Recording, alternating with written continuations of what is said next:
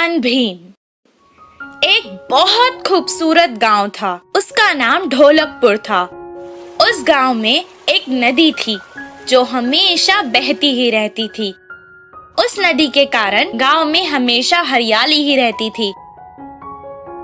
कुछ साल बाद वहाँ बारिश होना बंद हो गई और नदी सूखकर बंजर हो गई और गांव में काम ना होने के कारण गांव के लोग दूसरे गांव में काम के कारण जाने लगे।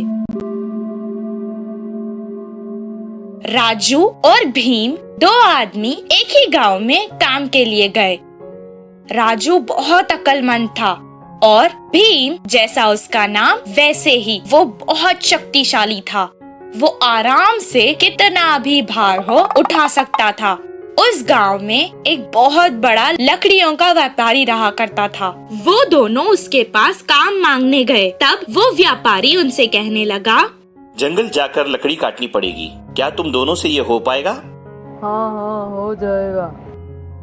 ये तो कोई मुश्किल का काम नहीं। तब व्यापारी ने जवाब दिया, तुम दोनों जितने पेड़ एक दिन में काट कर लाओगे उस हिसाब से ही तुम्हें पैसे मिलेंगे।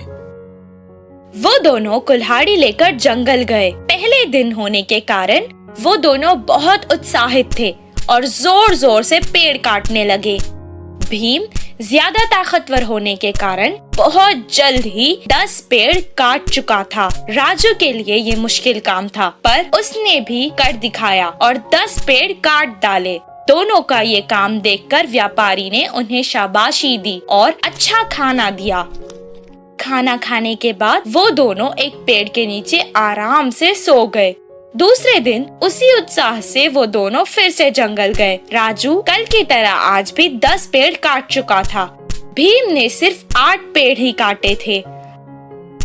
हर रोज राजू 10 पेड़ काटता और भीम एक दिन 6 पेड़, तो दूसरे दिन 4 पेड़, फिर 2 पेड़, ऐसा करके काम कम करते रहा था।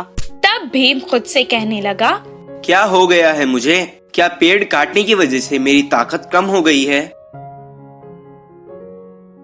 वो व्यापारी के पास आया और कहने लगा, साहब, मेरी तबीयत खराब होती जा रही है। मुझसे ये पेड़ काटने का काम अभी नहीं होगा।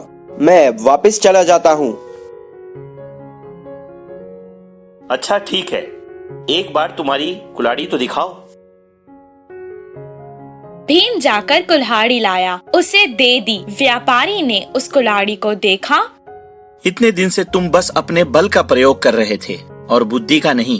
एक बार पेड़ काटने के बाद अगर कुल्हाड़ी को तेज नहीं किया तो वो मुंड हो जाती है।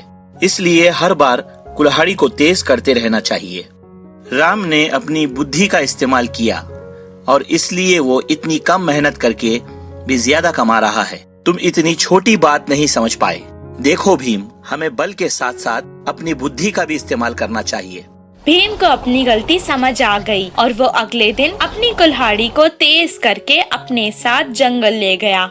जैसे पहले दिन उत्साह से उसने पेड़ काटे, उतने ही उत्साह से उस दिन भी काम करने लगा। बुद्धिमान राम की तरह उसने भी बुद्धि का इस्तेमाल किया और इसीलिए उसे बहुत ज्यादा फायदा हुआ।